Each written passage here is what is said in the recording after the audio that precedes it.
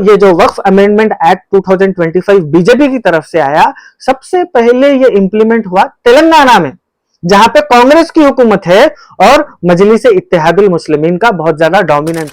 कांग्रेस और मजलिस ने मिलकर यहां पर तेलंगाना में वक्फ अमेंडमेंट एक्ट को इंप्लीमेंट कर दिया। फिर ऊपर दूसरी जगह पे बोल रहे हैं कि हम वक्फ अमेंडमेंट एक्ट के खिलाफ है। ये दो रवैया कर।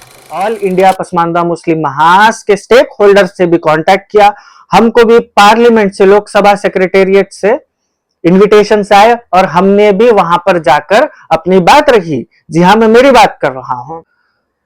अस्सलाम वालेकुम, मैं आप सबका भाई advocate Adnan Khamar, president all India Pasmanda Muslim Mahaz Telangana.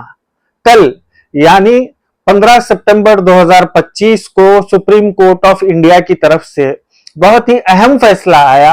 वक्फ अमेंडमेंट एक्ट 2025 के ताल्लुक से इंटरिम ऑर्डर आया, जिसका सारे मुल्क और खास तौर पे मुसलमानों को इंतजार था। जी हाँ, पिछले 2 साल से जो वक्फ अमेंडमेंट एक्ट सारे मुल्क में धूम मचा रहा है, मतलब इसको लेके इतने ज्यादा कंट्रोवर्सीज रहे और खास तौर पे मुसलमानों को निशाना बनाया गया।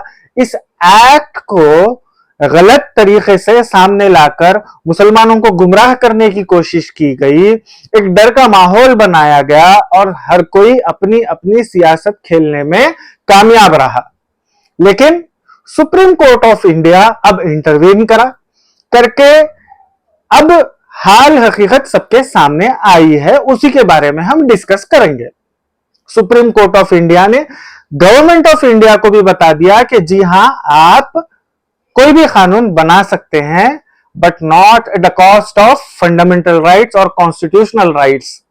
और वैसे ही सुप्रीम कोर्ट ऑफ इंडिया का ये जो इंटरिम ऑर्डर रहा, ये उन अपोजिशन पार्टीज और हमारे जो नाम निहाद तंजीमें हैं, जमातें हैं, बोर्ड्स हैं, उनके लिए भी एक खुला मैसेज है कि आप भी प्रोपेगेंडा बंद करें।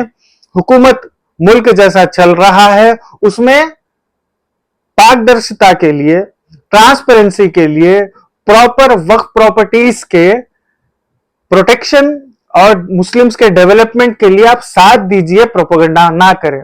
तो ये एक साइलेंट मैसेज रहा इस इंटरिम ऑर्डर का।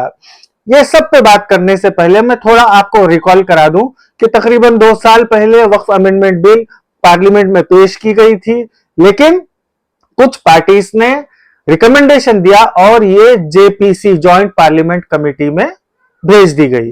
जेपीसी जॉइंट पार्लियामेंट कमेटी सारे मुल्क का दौरा की और हम जैसे ऑल इंडिया पसमानदा मुस्लिम महास के स्टेक होल्डर से भी कांटेक्ट किया, हमको भी पार्लियामेंट से, लोकसभा सेक्रेटेरिएट से इनविटेशन आए और हमने भी वहां पर जाकर अपनी बात रखी। जी हाँ, मैं मेरी बात कर रहा हूं।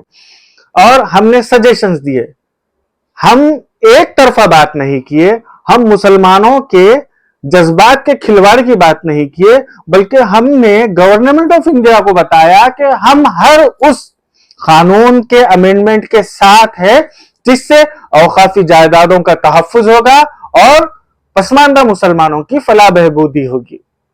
हमने बहुत से सजेशंस रखे और मुबारकबाद देना चाहूंगा ऑल इंडिया पसमानदा मुस्लिम महास को कि जेपीसी के बाद हमारे जो तकरीबन सजेशंस रहे वक्फ अमेंडमेंट एक्ट में शामिल किए गए, जिसमें से हमारा पहला सजेशन यही था कि वक्फ बाय यूजर को छेड़ा ना जाए। हुकूमत ने हमारी बात को सुना। उसके बाद हमारा सजेशन रहा कि maintenance and प्रिजर्वेंस of Waqf records, इसको भी हुकूमत ने सुना। तीसरा हमारा सजेशन था कि अपीलेट सिस्टम को इंट्रोड्यूस किया जाए, हुकूमत ने सुना। चौथा हमारा सजेशन था रेगुलर ऑडिटिंग, जो कि हुकूमत ने हमारी बात को माना। फिर inclusion of Pasmanda Muslims and inclusion of women representation. ये 6 बातों को हम कोई लुल्ली शराबा नहीं करे, हम रोलों पे नहीं निकले, हम बत्ती गुल के तमाशे नहीं करे, ह्यूमन चेन के तमाशे नहीं करे। कहां है वो तंजीमें आज? क्या हुआ? कुछ हासिल हुआ? लेकिन हमने सही तरीके से बात की, अपना रिप्रेजेंटेशन रखा और हुकूमत से बात को मनवाया। लेकिन फिर भी हुकूमत थोड़ा आर्बिट्ररी डिसीजंस ली, सुप्रीम कोर्ट ने रोक दिया। जी हां, कैसे? सुप्रीम कोर्ट ने कुछ अहम सेक्शंस पे स्टे लगा दिया। जैसा कि पहला स्टे आया 5 ईयर का जो रिस्ट्रिक्शन था प्रैक्टिसिंग मुस्लिम का, हम पसमानदा मुस्लिम, ऑल इंडिया पसमानदा मुस्लिम महाज ने इस पर ऐतराज जताया था। मैं खुद ज्वाइंट पार्लियामेंट कमेटी की मीटिंग में था, हमने ऐतराज जताया था। सुप्रीम कोर्ट ने भी वही कहा कि आपने ये जो रिस्ट्रिक्शन रखा है और आप जो क्राइटेरिया, जो प्रोसीजर बोल रहे हो, ये मुनासिब नहीं है, लिहाजा इस पे स्टे लगा दिया गया। दूसरा जो सुप्रीम कोर्ट की तरफ से अहम स्टे आया है वो है कलेक्टर्स को, एग्जीक्यूटिव बॉडी को ताकत दे देना। इस पर ऑल इंडिया पसमानदा मुस्लिम महाज ने ऑब्जेक्शन किया था। हमने जेपीसी में, पार्लियामेंट में यह बात उठाई थी। बात हुकूमत ने तो नहीं मानी, लेकिन सुप्रीम कोर्ट ने इस पर स्टे लगा दिया है।